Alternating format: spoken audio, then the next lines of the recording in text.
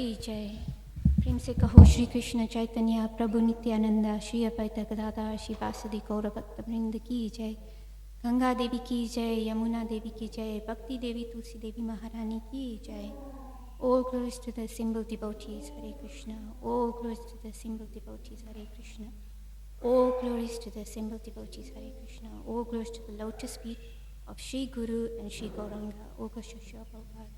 Pancha kalpatrubhyascha kripa sindhubhyeva cha patitanam pavanebhyo vaishnavebhyo namo namaha. Vrinda ki jai. Hare Krishna, good morning. So today we are reading from Canto 3, Chapter 20, entitled Conversation Between Maitreya and Vidura. And we are reading text 9. Vidura Uvacha. Sorry, before we start, we chant the invocation prayer. Om Namo Bhagavate Vasudevaya.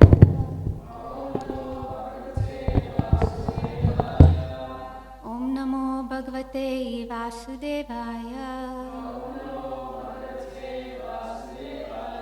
Om Namo Bhagavate Vasudevaya.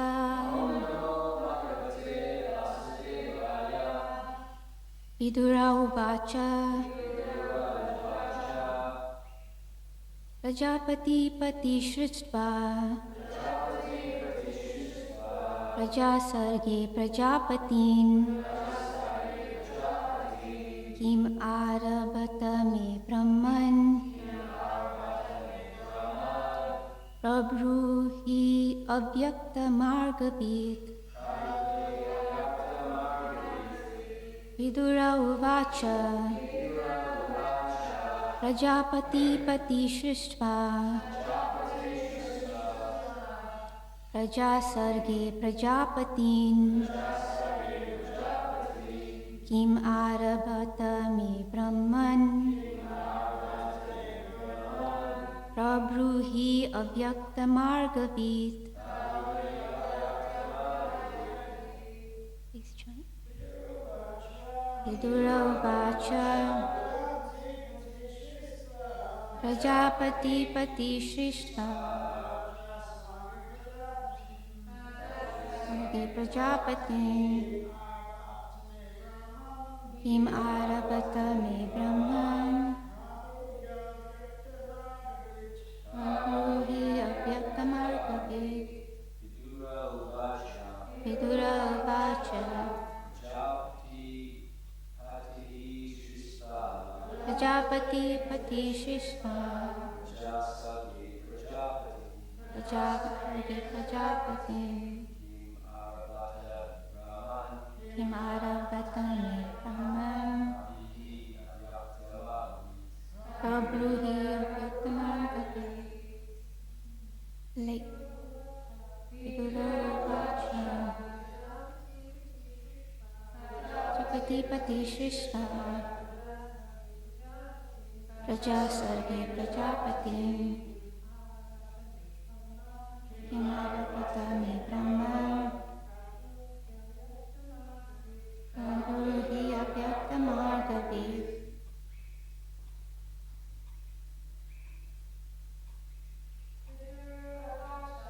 Vidura Uvacha. Prajapati Pati Shristha. Prajasarge Prajapati. Kim Arabhata me Brahman. Prabhuhi Avyakta Margavit. Word for word, Vidura Uvacha. Vidura said, Prajapati Patihi, Lord Brahma, Shristva, after creating Prajasarge, for the purpose of creating living beings, Prajapatin, the Prajapatis, Kim, what, Arabhata, started, me, to me, Brahman, O holy sage, Prabruhi, tell, Avyaktamarga, Avyaktamargavit, knower of that which we do not know. Translation. Vidura said, since you know of matters inconceivable to us, tell me, O holy sage, what did Brahma do to create living beings after evolving the Prajapatis, the progenitors of living beings? Please repeat. Vidura said, since you know of matters inconceivable to us, tell me, O holy sage, what did Brahma do to create living beings after evolving the Prajapatis, the progenitors of living beings? Purport by Srila Prabhupada. Significant here is the word Avyakta Margavid, one who knows that which is beyond our perception. To know matters beyond one's perception, one has to learn from a superior authority in the line of disciplic succession. Just to know who is our father is beyond our perception. For that, the mother is the authority. Similarly, we have to understand everything beyond our perception from the authority who actually knows.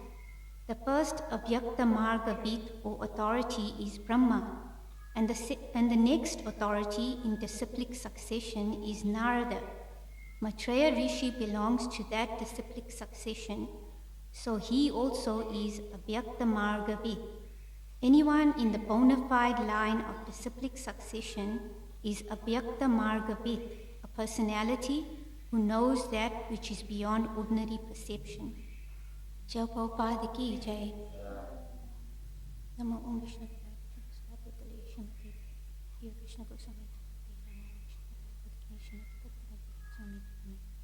Namaste Saraswati Devi.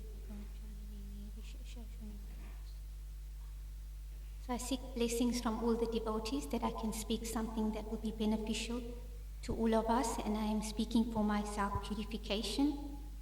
I'm just trying to repeat whatever I have heard and learned from Srila Prabhupada's teachings and from his followers.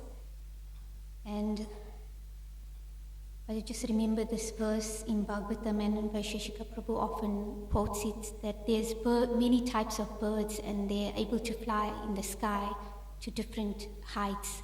So I don't have much qualification, but I'll try to speak according to my realization and my level of understanding. So thank you for coming.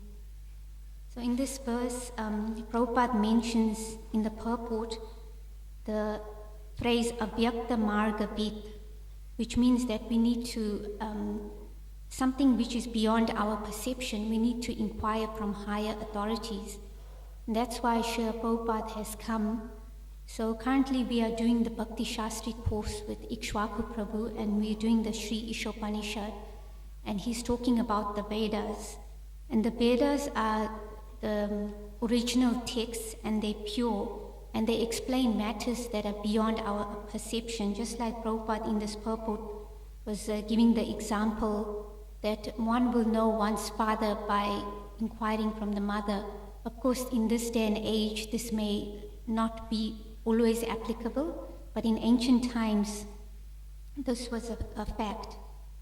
So the Vedas are coming also, they're authentic and they're from the original source because they're coming from Krishna, who is the source of the Vedas. And there's, Prabhupada confirms this in Bhagavad Gita 14:27, the verse, it talks about, before we go there, who knows the chapter 14 title?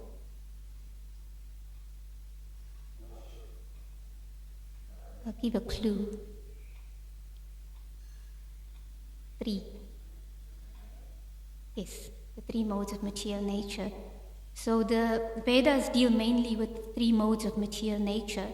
And in Bhagavad Gita 14:27, it's the verse, it starts with Brahmano hi pratishtaham. And it says there, and I am the basis of the impersonal Brahman, which is immortal, imperishable, and eternal, and is the constitutional position of ultimate happiness. So we understand from the Vedas that we can understand God in three phases: Brahman, Paramatma, and Bhagavan realization. So also in Bhagavad Gita 15:15 and 13:5, it talks about the Vedas. We were just recently, the last class we did with Ikshvaku Prabhu, he is connecting all the different books, the Bhagavad Gita, the Nectar of Instruction, and the Sri Ishopanishad, and how Prabhupada scientifically presented this Bhagavad Gita, because he wanted to establish that these books that he's presenting is coming directly from the authority. It's not some speculation or, their own interpretations. Prabhupada presented the Bhagavad Gita to establish the authority of the text, so everyone can take it up. And we can see the evidence now that even after Prabhupada's physical departure, there's so many devotees joining because of reading Prabhupada's books. That's the potency of the disciplic succession. When one repeats what one has heard from authority and then presents it to the audience, where the principles remain but the details may change. Just like Prabhupada, when he came to the West, he adjusted a few things. He created the women's ashram, the Brahmacharini ashram, which was unheard of in Vedic times. So the principles still remained, the four regulative principles, which are no meat eating, yes, thank you. So no meat eating, no intoxication, no illicit sex, and no gambling. So those principles remained, but the details were adjusted. And that is the power of the Acharya, that when he follows sincerely, patiently, and enthusiastically in the disciplic succession, he is able to present, he or she is able to present these teachings in a way that is digestible to the modern audience. So, how do we recognize someone who is an authority? So recently we did an exercise with Ikshvaku Prabhu. I was listening online because I just came back and I was trying to catch up. So he talked about, in the introduction to the Ishopanishad, it's talking about what are the Vedas. And there it gives also the example Prabhupada gives about if one wants to know who the father is, one approaches the mother.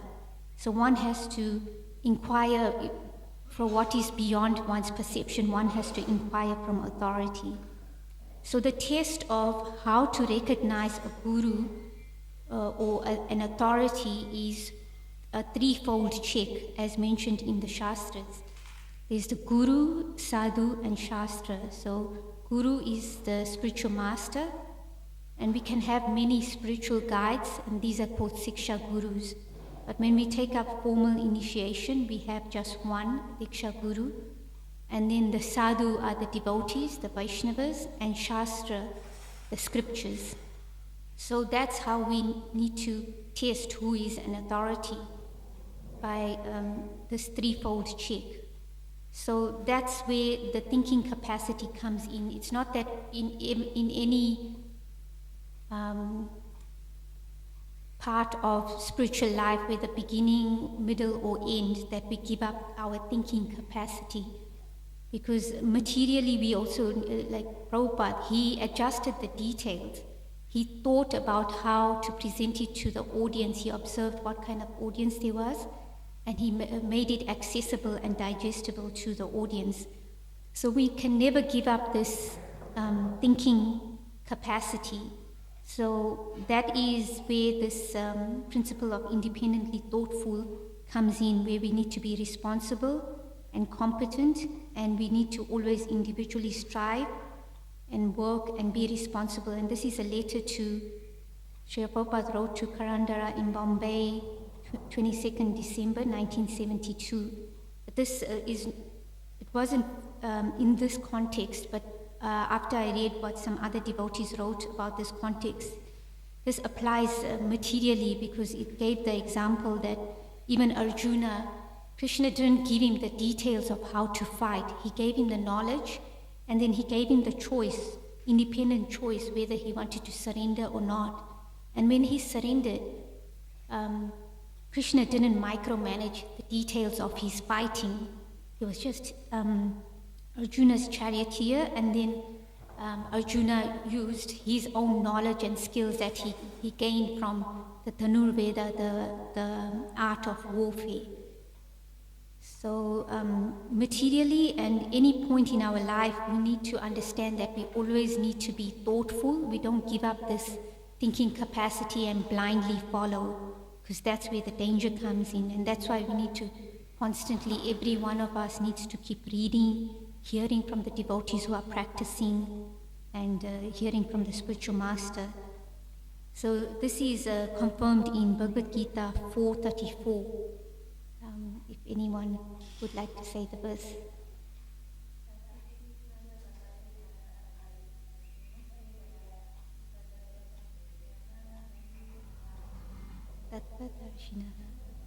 Yes, thank you, Julian. So that verse is talking about, would you be able to take the microphone? Yes, thank you, Julian. Yes, accepting a guru. So when we accept a spiritual master, then we inquire from him submissively. We render service unto him. And why do we render service unto him and inquire from him? Because he has seen the truth. So one who comes in the authorized disciplic succession is Abhyakta Marga Vid. He has seen and he can explain things that are beyond our perception. Just like in Sri Ishopanishad, it talks about this, that we all understand that stool is unclean, it's impure. But the Vedas explain that the stool of a cow dung, is pure. And actually Prabhupada mentions in Sri Ishopanishad that there was one scientist in Calcutta who actually experimented, and he discovered that yes, cow dung has antiseptic and purifying properties. So who would have known that if it wasn't for the Vedas that were giving us this knowledge? So even though things may appear contradictory in the Vedas, we take it as it is because it's coming from the original source. And then we can also understand, like just like this scientist from Calcutta, he experimented and he found that it was the case, as the Vedas mention. So there's two systems of knowledge. There's one which is called the deductive process, which is our process. It comes from top down, and it's that's how we get our knowledge, through the disciplic succession, coming from Krishna, and then from Krishna to Lord Brahma, and then Lord Brahma, as Prabhupada mentioned in this purport, to Narad Muni, and then coming down, Maitreya Rishis in that same line, and coming down to Bhakti Vinod Thakur, Bhakti Siddhanta Saraswati Thakur, Srila Prabhupada and his followers. And we are all connected to this disciplic chain. And because we are connected, we are open to that mercy that is flowing down from high above. And then the other process is inductive process, which is coming from bottom to top. So that's when people, they speculate, they have some idea, and then they come up with some theory. And it's, I did a Google search, and it says it relies on patterns and trends. Just an example, like nowadays people are trying to stay young, and they want to do all these facelifts and Botox and all these things, but also there's a slight shift towards that. Now people are into healthy eating and gut health and things like that. But just trying to extend the life. But then they don't understand that simply by following the Vedas, simple living, high thinking, eating foodstuffs that are recommended in the scriptures, and doing everything in connection with God, in connection with Krishna, then everything else falls into place. The health, the knowledge, the maintenance, everything falls into place. Of course, we can't give up our thinking ability because we are in the world, so we need to do our duty and function in the world to maintain ourselves. And everyone has different needs, so we can't compare ourselves to others. We can look at others for inspiration, but we need to be always introspective and see where we are at in our life, what our needs are. If we can manage to live a simple life, we are maintaining ourselves to a simple degree, and we are peaceful in our mind, then we can focus on our spiritual life. But some people, and it doesn't mean that the person who is living simply externally is on a higher level of Krishna consciousness than someone who has so much material opulence. And the example we see is in the pages of Srimad Bhagavatam, personalities like Ambrish Maharaj, who is a pure devotee. He's one of the 12 Mahajans. So the great personalities who teach by their example. So externally, one may be practicing, but the most important aspect of our spiritual life is that internal practice, that always understanding, like my spiritual master always says, why am I doing what I'm doing? I come in the temple, I bow down, I touch my head to the floor in the temple room. Why are we doing that? We are chanting some prayers to our spiritual master, to the previous acharyas, to Krishna, and we are bowing down, showing our humility. So there's prayers and understanding everything we do. So if we just do it mechanically, it won't sustain us in our spiritual life. It doesn't carry any weight, any substance. There's something that I read recently. Facebook is not an authority, but I found the example quite apt, is that if you have a beautiful looking bottle and you put white vinegar in it, and you have an ordinary looking bottle, but you have pure water in it, which one would you choose? So in that context, external is not so as beneficial as the internal. So not saying that the external doesn't matter, but most important in our spiritual life is that we need to do both. So there's 2 tracks on the train, and it talks about the Pravriti Marg and the Vaidhi Marg. So we need to follow the rules and regulations, and we also need to have that internal introspection of why am I doing what I'm doing, in order to go for the long haul, that we want to sustain and maintain and progress in our spiritual life.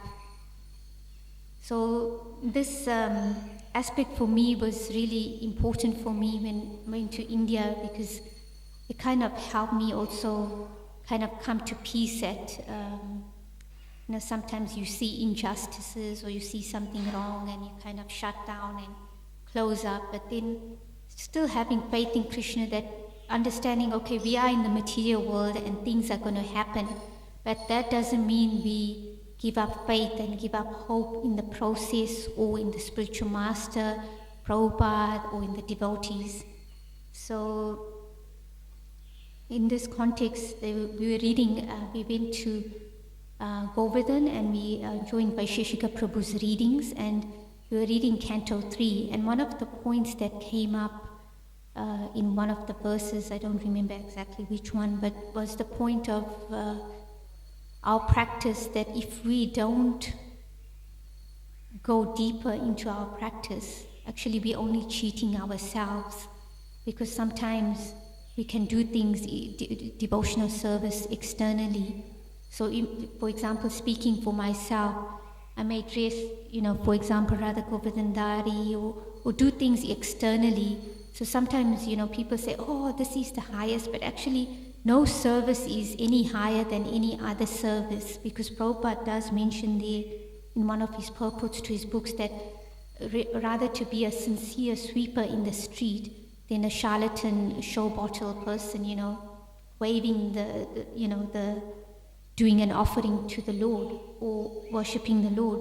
So not that there's no benefit in doing that, but always understanding, always keeping that principle of amanitva, the humility, that I am the product, like Julian, your spiritual master, Kadamba Swami often would quote, would say, I am the product of the devotee's mercy.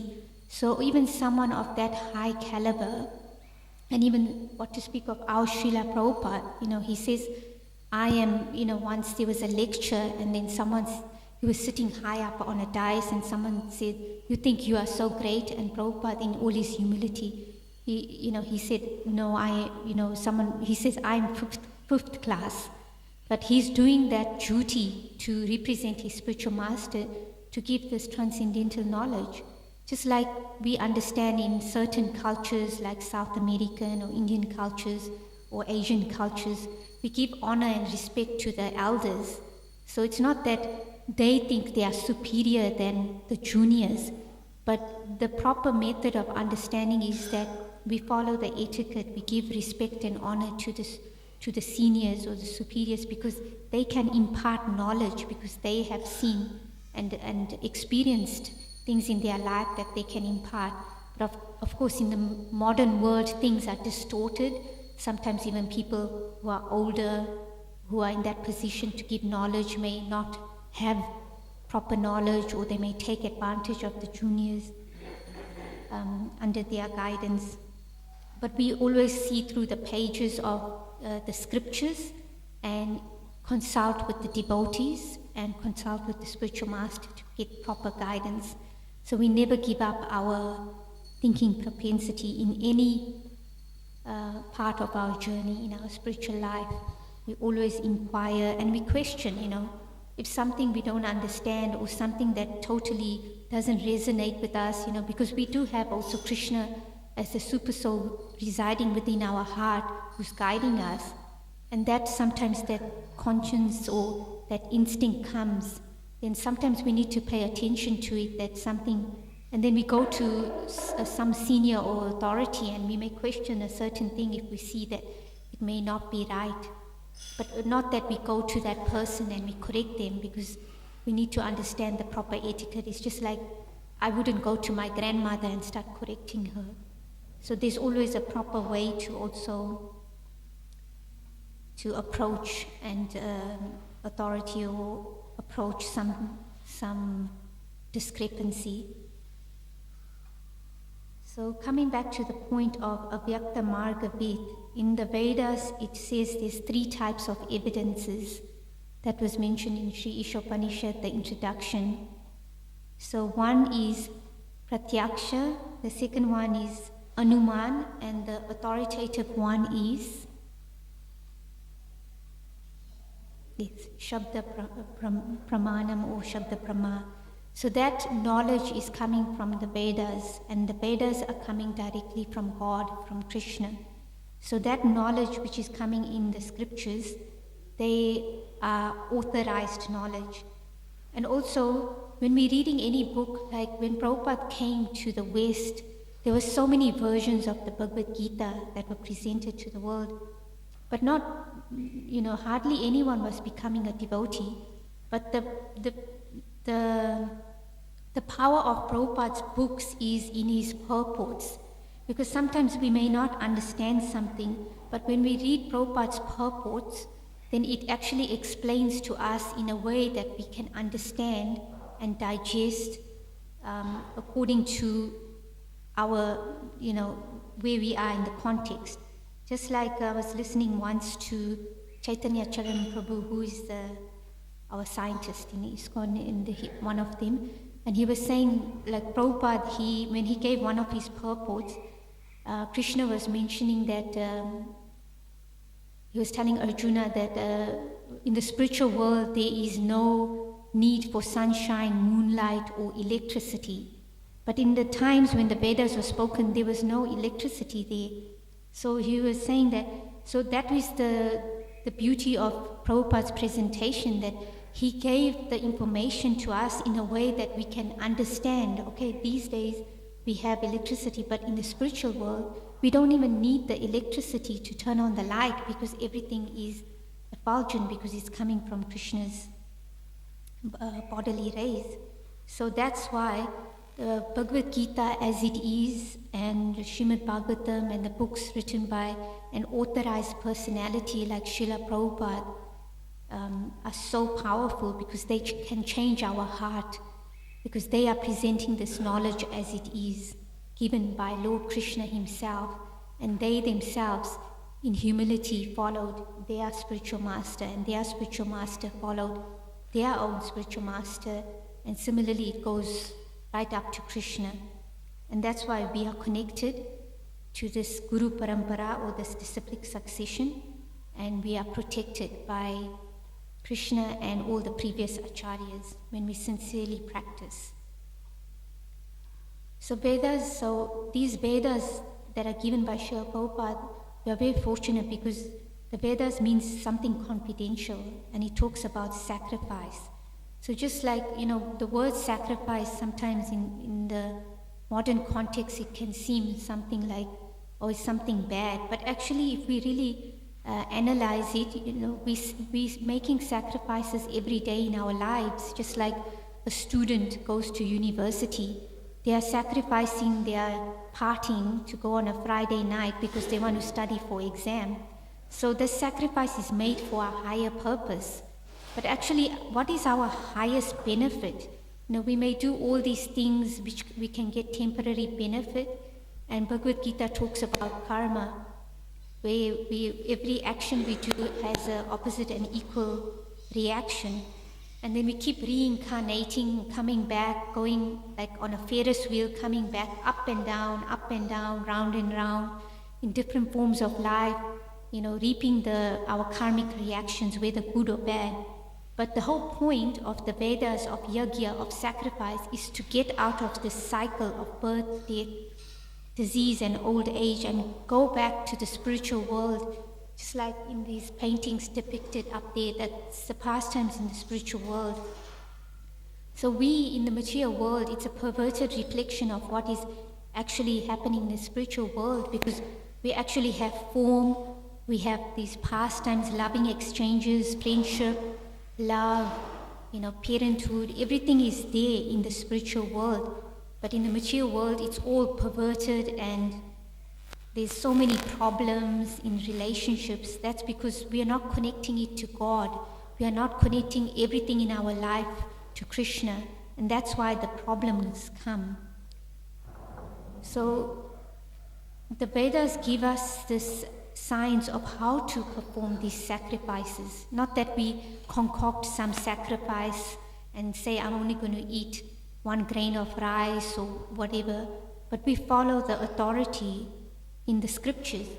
So we understand there's 4 ages, the golden age, the silver age, the bronze age, and the iron age, or Kali Yuga. And currently we are in Kali Yuga, the iron age.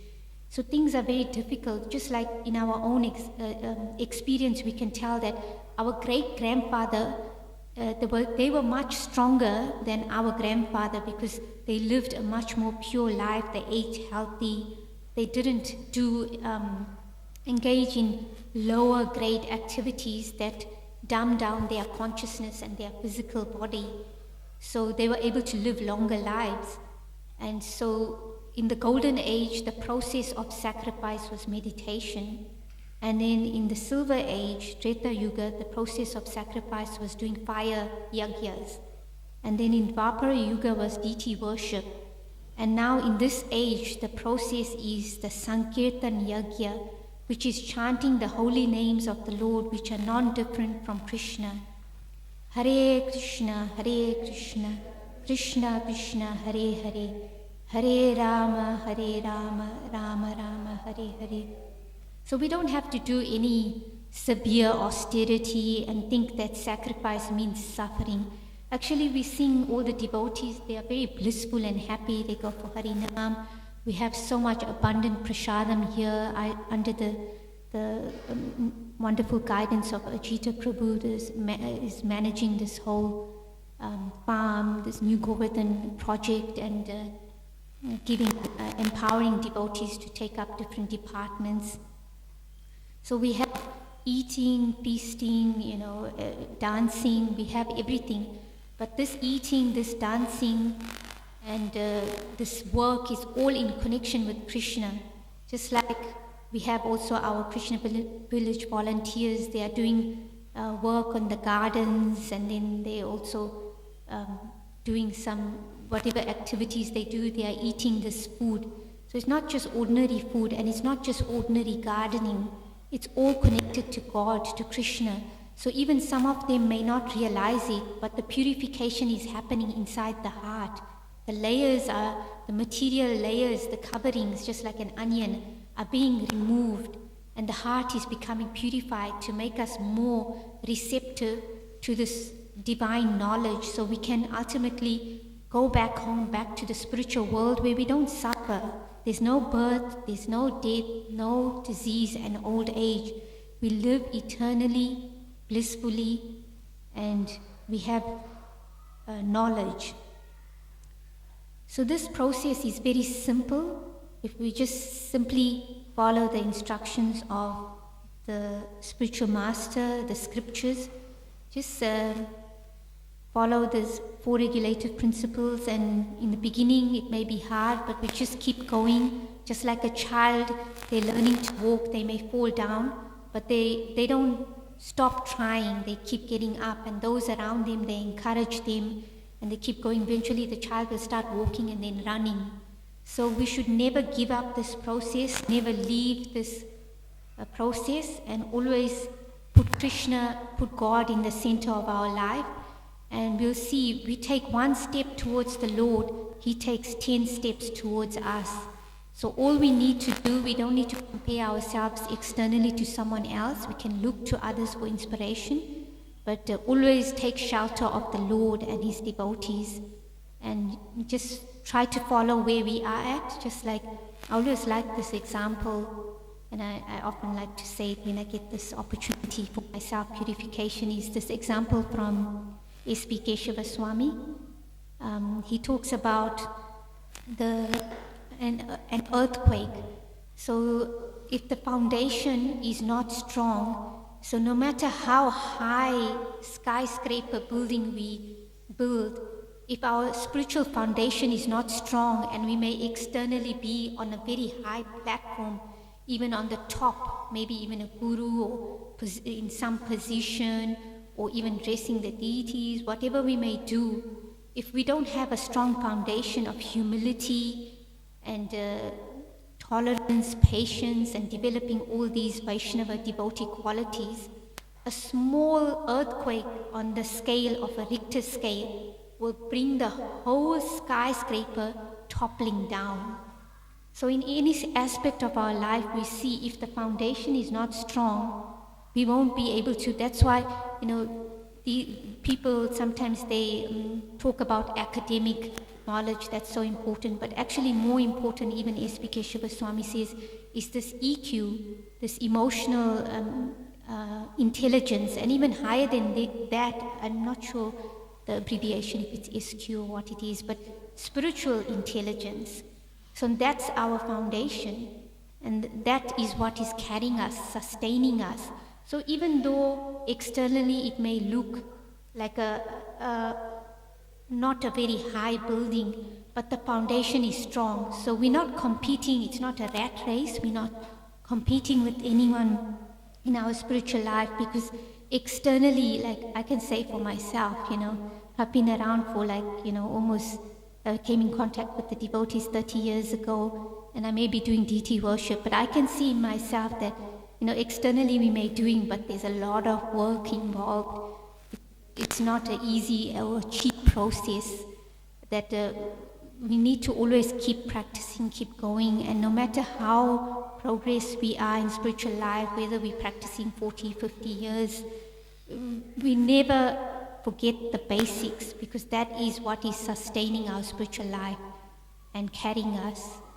So, and any difficulties that come in our life, like life quakes, that's what ISKCON Swami was saying. When we get life quakes, if the foundation is not strong, we won't be able to, and that's why the mental health, physical health, all these things come up.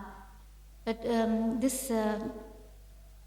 Vaisheshika Prabhu wrote this book called 4 Questions, and in that question there's 4 questions for anyone who's practicing spiritual life or anywhere in the world, even materially. We always, how we can stay above and not be affected by the externals in our life is always ask, what is my purpose? What's the lesson? And then we can get up and keep moving forward. So difficulties will come in the material world. It's not that, we are living in the material world. It's not perfect. It's like, I remember a few years ago when I was in Auckland, I was, writing to my spiritual master, and he said something that really kind of cut that for me. And I needed that. Actually, a little bit of heaviness is good sometimes. He says, we're not living in a perfect world. We can't expect utopia. We are in the material world. Even we are living amongst devotees. There's going to be friction. But then the whole point is that we go internal. It's not that the process is something wrong with it. We just go deeper, just like a couple of days ago, the Nitai Prabhu, your godbrother, Kadambakanana Swami's disciple, and who was his personal servant, he gave the example that Devamitra Swami gave, that there was one diver in one country, and he dove right deep inside, and then he was checking his whatever instruments he had, and he noticed he was a few meters down, more below than he expected. When he came up on the surface, everything, the coast was all gone, everything, and he didn't experience it. And we can compare this to our spiritual life, that if we go deeper, we go inner in our spiritual life, this practice, and we be introspective, not that externally we look, and I want to do this, I want to lead kirtan, I want to dress the deities, or Abhishek, or I want to be in the limelight. Yes, that may be there, but actually the true wealth is the internal practice. If we go deep, then things externally may happen and we won't be affected by what is going on the surface. So if someone is swimming on the surface, when a tsunami came, they would have been affected by it, or they would have lost their life.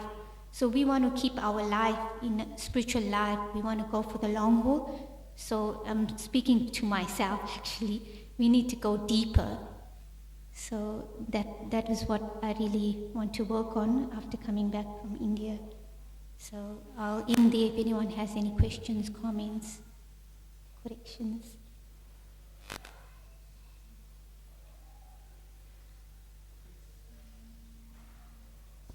Thank you for the wonderful class. I'd like to ask, what do you mean by going deeper? You also mentioned that we should know why we are doing. Yes. What we are doing. Yeah.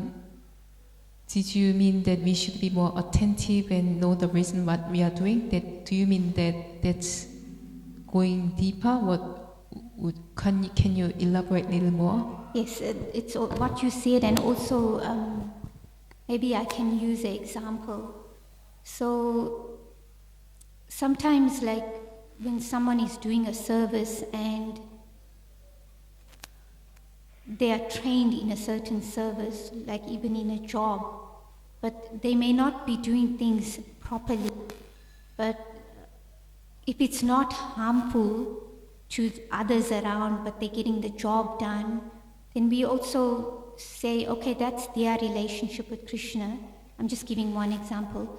So how it would be deeper is like, just say, for example, I train that person, and I know that if they do the things as was guided, then they would reap more benefits. But for me, going deeper is also accepting others where they are at, and actually, because I'm seeing some fault, there's a fault in me. So I need to go deeper and see how I can improve, and then give up that, fault-finding propensity. So for me, that one small example is going deeper. So also like the 24 qualities of a devotee, tolerance.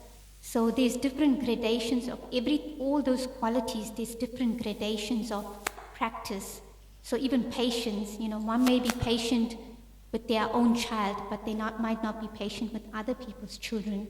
So we always need these different layers of going deeper and deeper. Like I'm patient with the ones I love, or I'm open to those who are close to me. But the ones who are in the outer circle, or the more, as you go out, how am I interacting with them? So going internally, it may not externally manifest, but always seeing internally that what I'm doing, how I'm thinking, is that pleasing to my spiritual master and to Krishna, how I can improve myself. So just, that's... Yeah. Anything else? I will in the thank you. Hare Krishna. All goes to Srila Prabhupada, all goes to the simple devotees. Srimad Bhagavatam ki jai.